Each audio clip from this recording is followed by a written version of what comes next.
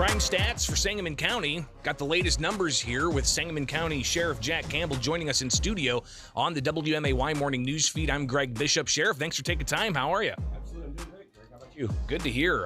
Glad you made it in studio. Yep. And looking at these stats, interesting numbers. And just to start off here, is this just for Sangamon County, or is this also include other law enforcement agencies within the county? No, this is just specifically Sangamon County Sheriff's Office, our work, and specifically in uniform work. So our detectives' work doesn't reflect in these stats either.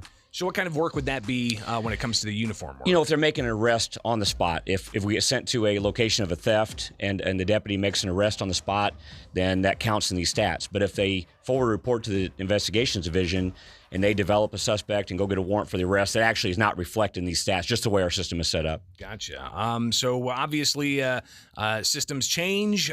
We could see some updates to how these numbers are reported in the future. Right. So the FBI requires us to report these specific crimes that you see on across the board here, and we currently use a summary reporting system. But effective this year, as a matter of fact, there's something called NIBRS, which is the National Incident-Based Reporting System, is going to be what we go to. Well, that's going to be a more thorough and really reflective way of reporting these crimes. So, for instance, if a person breaks into a house, commits a burglary, steals the car, and does a bunch of criminal damage in the house, technically you have 3 or 4 crimes there, but the most serious is reported under this system. So this NIBRS system we're going to go to is going to reflect all those crimes. So we actually probably here in a couple months we will release those numbers for 21 because we're actually currently getting caught up under that system for 2021. So we'll release those and talk about those again. We're talking with Sheriff Jack Campbell here on the WMAY Morning News Feed. We haven't even talked about the numbers yet, just kind of giving a basis of what the numbers are and how the numbers could be changing in the future. But looking at this, what are some of the things that stick out to you comparing the last 4 years of crime stats for Sangamon County? Well, you know, the COVID years, absolutely. If you look at our numbers there, those end of 19 into 20 and actually into 21, you see that even bad guys know that there's a virus out there. It's kind of like real cold weather. Our crime rates go down during very cold weather. So the last couple of years really are not reflective, I don't think, because they're skewed because of the virus, because there's just less people out. But we are overall, we're very happy. I think you look back over my tenure here so far, we've done a great job of our guys on the street making arrests and reporting the crimes. And overall, I think that, Sangamon County remains a very safe place to live. Looking at, for instance, the 2021 numbers for theft compared to the 2 prior years, much higher, but there was even more theft reported in 2018. What do you think some of the factors are behind that? It appears to us these thefts of catalytic converters that we see more and more of, scrap metal. We have vacant or abandoned homes that people break into and pull the copper wiring out, and those seem to be the number one driver of the 21 numbers slightly going up. And hopefully, again, what we see is you could literally have one person or a group of individuals that can skew the numbers because they go on this spree. And over my career, I've seen it many times where one person can do a lot of damage and really skew these numbers. But again, overall, I think that these are very good numbers for us, and we're going to continue to drive these down.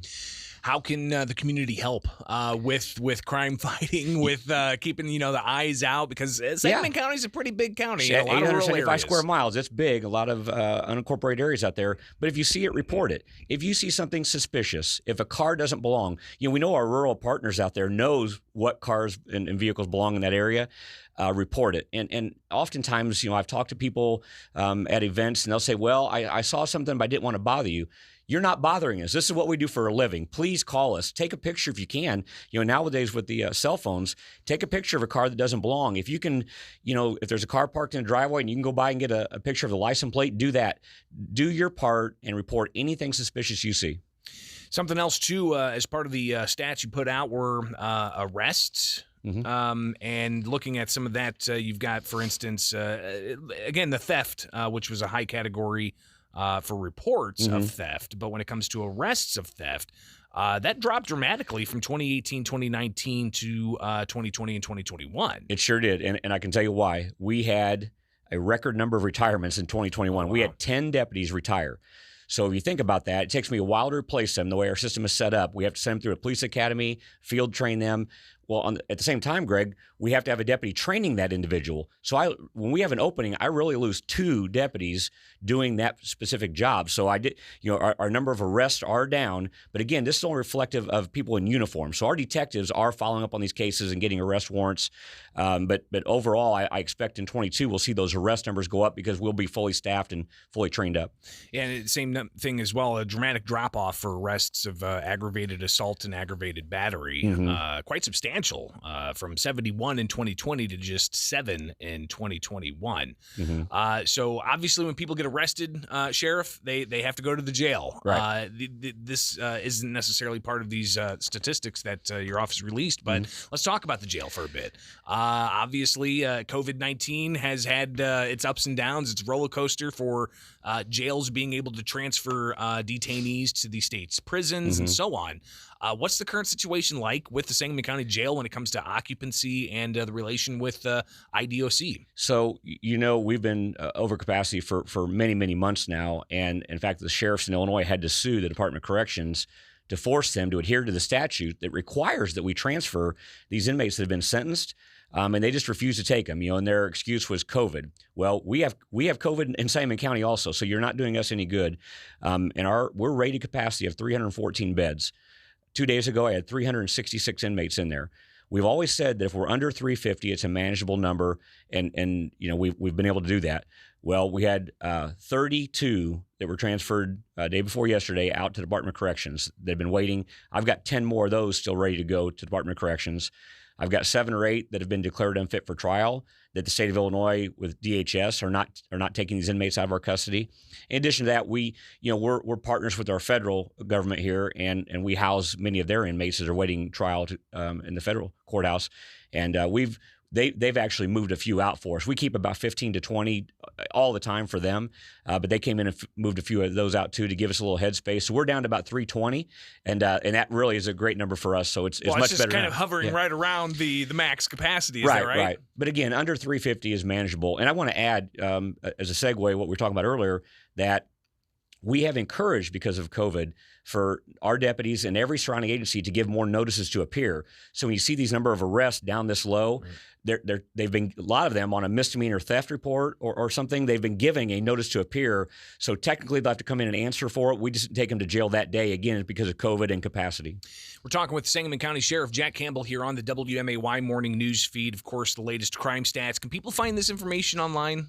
We will post it on our website. Absolutely. It's the public needs to know, and they deserve to know what's happening in the county. We will make it available to them. And as you mentioned earlier, some of the reporting of these numbers may change in the months ahead, at least in how you guys are collecting the data, how it's parsed out, and how it's reported. Correct. We actually are finishing up, as we speak, all of 2021 under this new NIBR system. So here, after we accumulate that, put it on a spreadsheet and look at it ourselves, and we'll release it to you guys. And again, we can come in and talk about it again, but it will be more reflective of what's really happening in Sangamon County. Anything else top of mind with the sheriff's office? The weather has been the big driver here, and it seems like every time we catch a break and it goes away and melts, and then we get hit again. But again, it's slick out there today. Yeah, I told you it took me a while to get here today because it's still pretty slick, but just be careful out there. Very slick. The highway on the road this morning was like an ice rink. No snow on it, but it was very, very slick. Definitely want to take your time out there. It's kind of crunchy. As freezing overnights caused whatever's on the ground to just almost permafrost. So be careful out there. Sheriff, greatly appreciate you taking the time with us this morning. Absolutely. It is the WMAY morning news feed now at 7:50. And